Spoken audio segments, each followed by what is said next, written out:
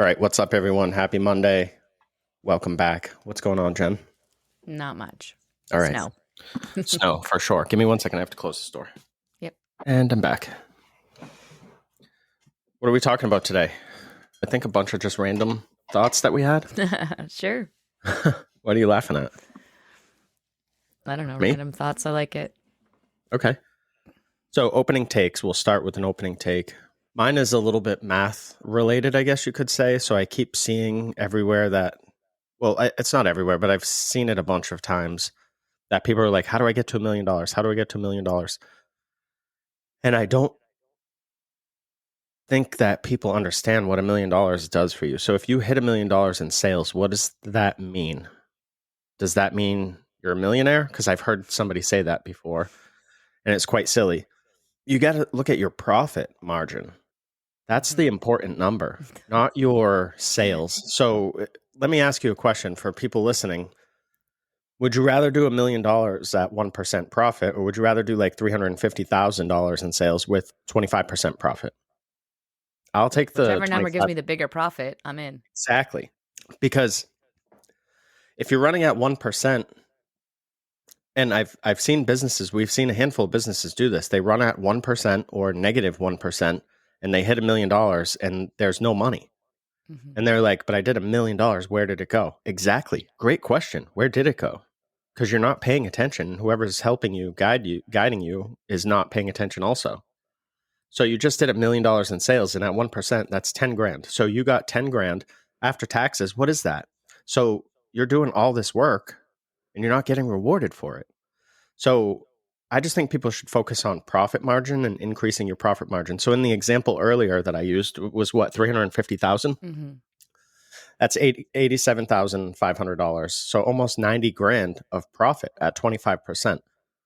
That might seem like a lot or not a lot to people, but it's better than 1% of a million. Right. And you could double your business and still be, so you could go to 700,000 in service sales. And if you can maintain that 25% margin, now you're at almost 180 grand rather than 10 grand.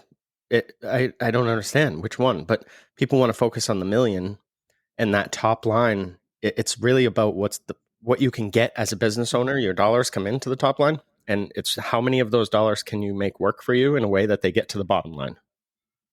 That's how you have to think about it. And stop worrying about the top line. Like, it is important. You need sales, but just hitting an arbitrary seven, I want to be a 7-figure for what? What's your commission rate? What is this? What is that? Like, how much of that do you get to keep?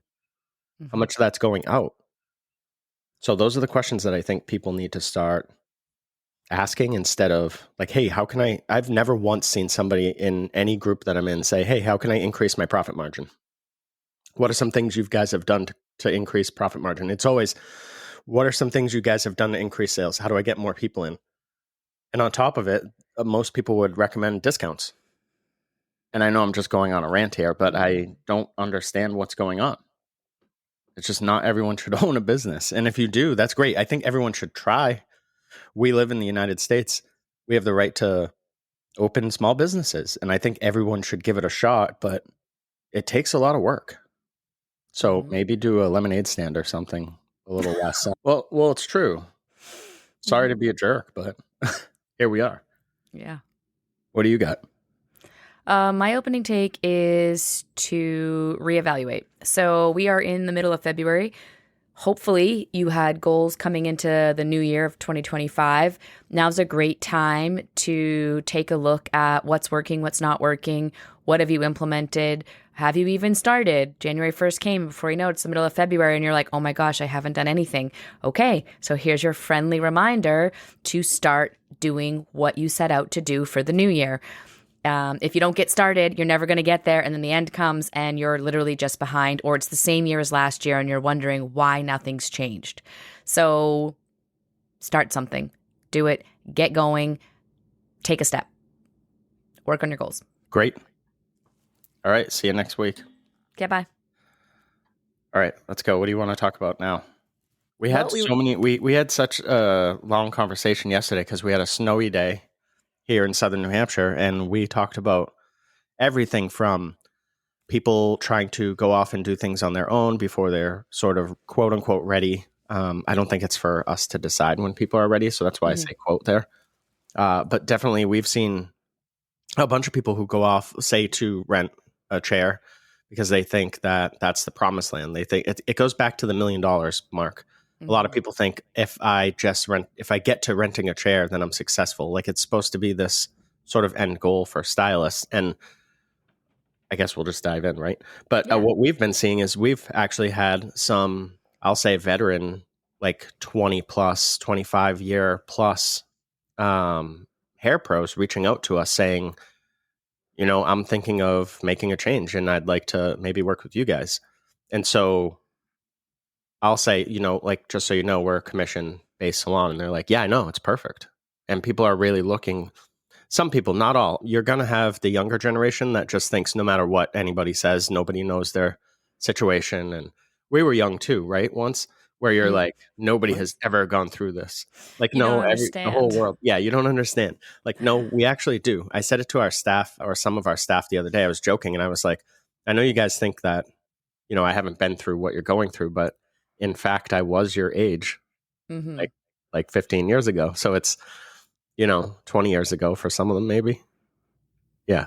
For most of them, my whole career is their whole life. So, Yeah. And again, it's not to pick on anybody, but, I've heard, I guess we're just sort of randomly talking here, but I've heard from a couple people that beauty schools are putting people on to renting as like an end goal. I had somebody once tell me, this was not in New Hampshire. It was, I want to say Connecticut.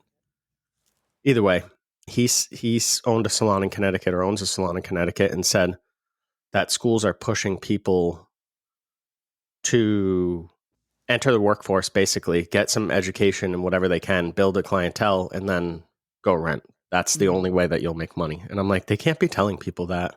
I mean, they can tell people what they want, but they can't tell people that's the only way you'll make money. One, because we know that that's false. false. Like we have people at our salon that make more than a lot of people that are renting. Correct. So it doesn't make any sense at As a all. commission employee, let me just Right. restate that so Right. that you're like, wait, how? What? We can tell you. Yeah. Go for it if you want to talk a little bit So about I that. think, Because that was what, another topic that we had talked about, which is, yeah, I think why there's so many reasons why a lot of commission salons aren't doing well. And it all breaks down to basically leadership. And I think a big part of it is showing people that there is a path and then right. guiding If them you're along. able to show them that, right? So this is the Yeah, problem. that's the key, right? But I think you could look at a commission salon, a renter salon, an independent suite, however it is, and all of them. There's shitty ones out there and there's good ones out there, and that's just no matter what you're doing, that's life, right? There's not everyone's always great, not everyone's always really bad. I think equally you're going to see both of that. What I'm seeing right now is there's a lot of people that I know that went out on their own and they're too afraid to raise their prices and they need to make more money. So they're either working more hours or they're trying to double or triple book to get more people in rather than make their life easier and have a price increase, which most of them should have done over the last few years and just never did. And they're too scared. And what happens is we have people in our salon, it's no matter whenever you have a price increase, for some people, it's always going to be scary. For some people, they're always going to embrace it. It doesn't matter even where you work. But at our Are you salon, talking about clients or from a perspective of a hair pro. Okay, gotcha. At our salon, what we find when we are coaching people that are ready to move on and raise their prices, they have support. They have us, and we go through the numbers and we go through the math and we explain what clients can tolerate versus, what would be too much and what is too little and why we're not doing it that way and blah, blah, blah, blah, all the things. So there's a support system there. And this conversation happens whether it's every year, twice a year, it just depends. Like you're going to be ready for it. This is what you need to do. Where when you're out on your own, you don't have anybody coaching you unless you hire a mentor. But again, I don't think a lot of people do that, or they're hiring a mentor to just tell them what to do rather than get them to be more mindful about their approach and everything they're doing, right? We want you to be thinkers. It's really important at our salon that you can think for yourself. So what we're finding is that these people are out on their own, and since they can't raise their prices or they're too afraid, they're not going to education to gain more skills and technically get better because they don't have enough money. They're just sitting there kind of flat and complacent. And it's very interesting right now because there's at our, like, we're getting people that come in as clients now. I'm going to talk about on a client perspective that are literally emailing us to help fix their hair. And it's interesting because these emails are coming through, not just like I went somewhere and I need my hair fixed. They're coming through and they're telling us, and I don't know why, I went to an independent stylist and they did this, and I want to be in a salon that has, education and this and that. So there's this kind of trend now where I think the word independent may not always be what you want to lead with, because there's now such a flood of all these independent people. Some of you are super talented. Great. You're doing awesome. But there's a lot, like you just said, that are coming out of school with very, very little experience. They go out on their own and they don't know how to do anything. And they're just literally drowning in a sense. And so now we're getting this like kind of client base that's coming our way. Like, I want to be back in a salon with great culture and great education. That was kind of our conversation from yesterday. And then I think there's also where I think this trend started of people going out on their own because they didn't have any leadership to help them grow. I was recently in a salon. They all charge the same. No matter, there's people in there that have 30 years experience, there's people right out of school. Their haircuts are all the same across the base. Their colors are all the same. Their foils are all the same. Nothing goes up. So there's no way for these people in this salon to truly get ahead. So in that scenario, their best option is either to find another commission salon that maybe does things differently. But like we said, there's not a lot of them that are really great, can coach you, can lead you to where you want to be and to the money you want to make. So their only option then is like, I got to go on my own, which is unfortunate because they still need the support. They want the support, but there's nothing in their area that actually truly offers that. And then here you are and they go out and they're not really able to progress in the way they were hoping, which is where we come in if you need help. But it is interesting that people have started telling us that they're coming from, independent stylists. Yeah. And that they're leading with that. It's not even just that the hair was not We've had several people recently, and it's like, why is this? It is a little bit of a trend, at least at our salon. I don't know if other people are seeing this at commission salons, and I don't think, I've said this a million times, I don't have any problems with renting. I'm not anti, I'm not pro. It is what it is. It's just an option. It's what option works better for you in the industry. That's what you should do. And for some people, it's great. And for some clients, it's great. And for other people, they're not going to want to go sit in a closet to get their hair done. Like it's, to your studio or whatever. And it might be spacious, but I've seen some that are not spacious and they're like crammed. And that and might there's not a be the whole experience that people want. Now, there is a whole demographic that does want that. People want, private. They don't want to be out in the center, of your salon on display. But for a lot of people, it's quite the opposite. They like that. They like the talking. They like the communicating. I was just telling somebody, and then I think I wrote it in last week's newsletter, that if you want to increase your retention, you have to build triads. So what I mean by that is you have a client in your salon that you service, and you don't want them to go anywhere. The easiest way for them to be a client for life is to have a relationship with another client of yours. Mm-hmm. So if you can start forming those triads where you have, if there's like you have cousins, I think, that come in, right? Stuff like that. So if you have people that coming in together, it's far less likely that they're going to leave you and go somewhere else. Right. Because they both like coming in. And that would disrupt too many people. It's not just one relationship. So that's a way that you can help boost your retention. But either way, I feel like we're jumping all over the place, and I kind of am here for it. I'm digging it this morning. I think it was more just kind of, I wanted to shed some light on some different things. Like there's a lot of hair pros out there that are struggling. They may not enjoy either the place they're working at or the decisions they made. And, if you're one of those listening, you can make another decision. Like if you made one and it didn't work, then what's next? You don't have to sit there and be miserable. And what next could be a lateral move, could be an up move. It could be a move in a different direction. Let's say you went out on your own and you're like, wow, I didn't realize without support from people to help me inspire me to do more with education, help me raise my prices. Well, then you may be someone that needs to find a commission salon with great leadership. Now, I know that that's difficult, but it should be sort of like their path now to be like, all right, let me find a place that I can truly grow my career. Because the last thing you want is you're 10 years, 15 years in, and you're still making the same amount of money. Nobody in any career is like that. every year they should be making more money. And that doesn't mean in our career that it means you have to work harder and double book and triple book and work an extra day. It should be that you are always increasing your price or reducing whatever you're spending so that you're still making more money, however that looks for you.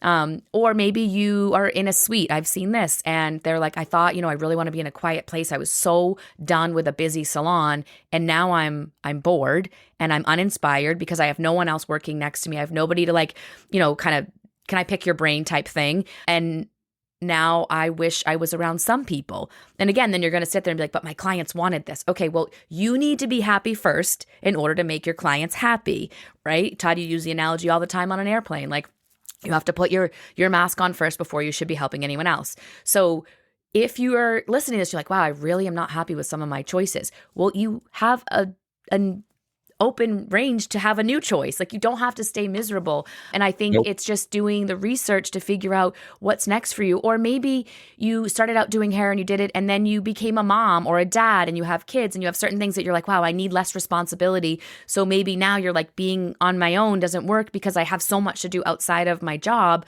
It's just finding what's next for you. And you should always be innovating. You should always be pivoting in any direction. I now have this year a few people coming from Salon Suites. They went out on their own and they want to come learn at Hello Hair Co. because they're like, I need to get in a salon. I need some inspiration. They've seen, actually, some of them have come to me because they've seen my clients' hair and they're like, can you teach me what you're doing on your clients? Because I have nobody to teach me. And they'll come in and we'll work one-on-one. And I guess that makes me a independent educator of some sort. Sorry, I had to say that.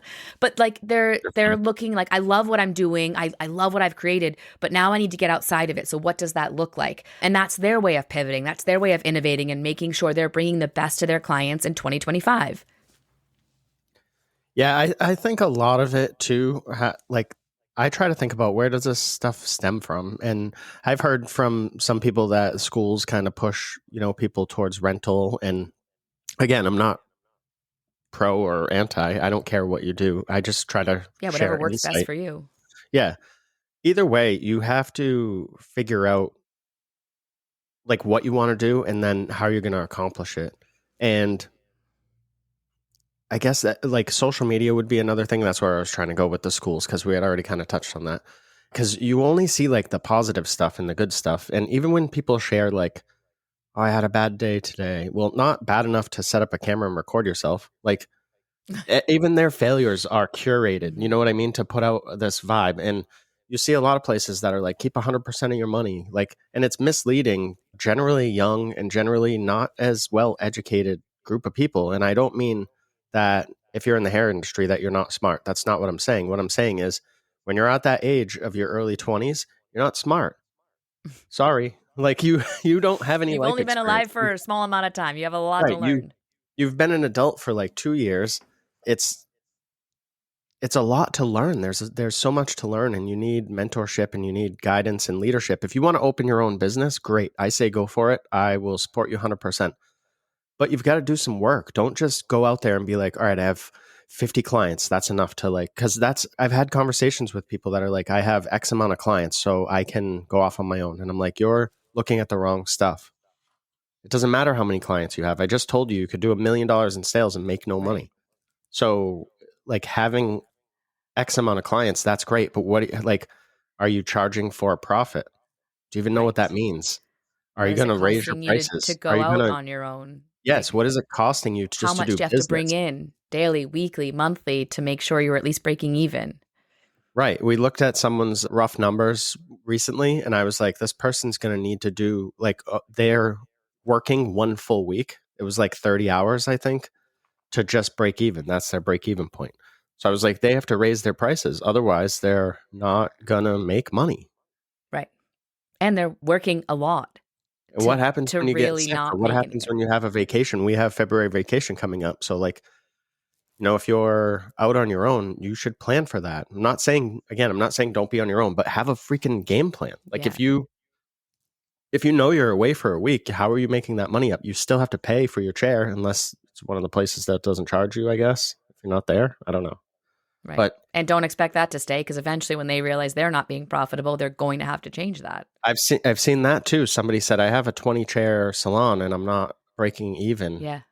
I'm barely breaking even Yeah. on renting these chairs. And I'm like, how? Right. Why Again, did you you set didn't your, look at how what did you you needed set to your make per prices chair. under, right? Why would you set your prices under what you need to make to break even? Hmm. Even I like, why feel would like you even this do that? conversation really just stemmed from, you want everybody to be successful. You don't want to see anybody fail. I do Most believe people, when most people, I most have a people, small list, and yeah. I'm gonna be kind of funny, but I have a small list of people, and I don't care if they fail; they are not good people. Okay. So most Just getting that people off my want to chest there. see, yeah, yeah, successful. And I think if we don't have this conversation and shed light on certain things that should be thought of before you make any decisions, then we feel like we're failing you, right? So just kind of putting out some ideas of things to think about. If you're going to go work for a salon, you have to have a list of things that you want to get out of that salon when you take that job. One should be, how much money do you want to make, and how am I going to get there? Because that salon should help you. If you're going to go out on your own, you should know how much it's going to cost you to run that chair every single day, weekly, monthly, and what do you want to profit, so that you understand what you need to be making, where your prices need to be for you to hit those numbers. It's not just guessing. Like, it shouldn't be a guess. If you're coming from a commission salon, you're going out on your own. A lot of times we see two things: they keep the prices the same, or what I actually see more of, they take their prices and they make them lower. And I don't understand that at all. They should be higher, because now you have to do all the jobs, pay all the taxes, run everything that needs to happen behind that chair. So you need to make sure you're making more money. That should not be the opposite. And if you're afraid, then you're not ready. You need to really do some hard work mentally, mindfully, so that you can take that next step and do it with a business mindset. Just because you can do good hair doesn't mean you can do good business. Those things are not equal at all. It takes a lot of work to get good at business. Yeah, it's especially if it's not something that you've done ever. You're Right. going to make mistakes, you're going to mess up, and it's you want to almost do those things fast. You want to mess up as quick as possible, and Right. like we have talked about that too, like mentorship and working with people. And we're not we don't usually like push working with us like super hard, but you're going to need help from somebody out Right. there. And what mentorship does for you and that guidance is, if you have somebody that's already built or is in the process of building what you're wanting to build, then they're going to help you get past those mistakes. And what it does is it just So brings much speed to faster. the equation. Yeah. Yeah. So you're learning as fast as possible. But what I would argue more often, I would guess, is that people are just doing stuff for social media, and they're never going to be like, I need help. You Right. know, I've had a ton of people say that to me. I had one person that was like, I'm going to do hair for like 3 years and then open my own space. And I was like, okay, how come 3 years? I was just curious, right? So I asked, how come 3 years? And they were like, well, I don't want to ever have to ask a question. And I was like, what? Fail. And they were like, yeah, I want to know everything about hair and be good enough that I don't have to ever get help. And I was like, what? How would you be? Never in life will that ever How be a in three thing. years would you know everything about Yeah. a topic? Any topic, pick anything. You're not going to know everything No. about it in 3 years. And you're never going to know 100% of anything ever. Like, that's No. not possible. So it's just a Your flawed 3 years should mindset be from building the, your team that you can go to ask all the questions to the right people. So it might take you yeah, that if long to figure you're, that out. what's that? It might take you that long just to figure that out. Yeah, Like, exactly. I Or don't know. longer. When we just re signed a lease, right? I don't need to even really go through the lease. I do with Todd, and then Todd and the lawyer go through it all and bring up like what's going on. How has your last few years been? We tell where that is. And then the lawyer tells us like what we should be focused on in that lease. Is it a good lease? Is it not? Is it in favor of us? Is it in favor of them? Blah, blah, blah. It took us a long time to find this lawyer who we trust. And now we have a great working relationship over the last 5 or 6 years. Prior, I had a bunch of different lawyers. Same thing with the accountant. Same thing with the businesswoman at the bank, like that we have our loan with. But these things take time. Like, I think we just saw something on some Facebook group where they were looking for a space for a salon or something. And I forget what the question was about the space and signing the lease or something. And someone's like, you should have a business Oh, I plan remember first. this. And they were like, oh, I thought you secured your space first, then you did a business plan. And no, like, you need to have all of these things lined up, the business plan, your networks, all of that, so that as you progress, you're ready to go. Those are the people that are going to answer all your questions, your business plans, where you're going to go back to, your mission, your vision, your core values. It's a lot of work just to get to going to look for a space. It's not just about looking for the space. Otherwise, you're just winging it. And if you're lucky, cool. But most people aren't that lucky for a long period of time. And then you're kind of looking at it like, what did I get myself into? Which we see a lot also. Like I thought that I was doing good by, taking over this space and all that, and I'm upside down. And that is more often the conversation we're hearing. And generally by the time we're hearing it, the road it's going to take to get them successful, they're out of funds, they're out of ambition, they're out of inspiration, they're out of bandwidth. So they don't have a lot of options where it should have been in the beginning, where they were already making traction daily, weekly, monthly, so that they didn't get to this point. Yeah, it's hard when you see somebody that's frustrated and they're like, I thought I've been working on this stuff, and it's like, you really haven't. Mm-hmm. And it Not sucks the way to to see be people, really productive. right? Working behind the chair is not the same as like, it's, you've been there, and it's easy to get in the mindset when you're the busiest person. You're like, if I don't work all the works, make all the monies, like this place isn't going to exist. But then you're not building a business. You're just sitting there on your hamster wheel, spinning your wheels, because if you stop now, where's the money going to come from? And it's easy to get sucked into that. What's that? I said yes. Yeah, it's easy to get sucked into that cyclical sort of mindset. And then, you get salty, and then you're like wondering why. Like I saw somebody asked, like, how can we get commission salons full again, like in the old days? And I was like, well, first of all, things probably look different. Like, what do you mean by full? But people in the comments some of them were like, you have to build a business, you have to offer flexibility and freedom, you have to offer blah, blah, blah, X, Y, and Z. You have to know And then your half of audience. half of the people were like, it's too late. I saw one person that was like, it's never going to happen. One person was like, after COVID, I know one salon in my whole area that is successful. One person was like, chair renting changed the industry forever. There's nothing we can do about it. And I was like, it just sounds like a blaming lot of everything else except complaining. themselves. Yeah, build your freaking business. Like, we don't have trouble staffing our salon. Like, we have people, every week I get multiple applications through our website. And now, like I said, we're in a position where we can be picky. We're gonna this year we're expanding a little bit and adding some stations, and we're growing. And so, but I'm not gonna add, by me, I mean us, Jen and I'm not gonna add someone to the team just because. So it's got to be the right fit. So a lot of people out there who are, seasoned stylists and stuff, like, are reaching out to us. Like I said, I think I said that in the beginning, didn't I? Mm-hmm. I think so. And so we're seeing people that I don't have to just hire people out of school and train them up. But also on the flip side is, what do we have to fix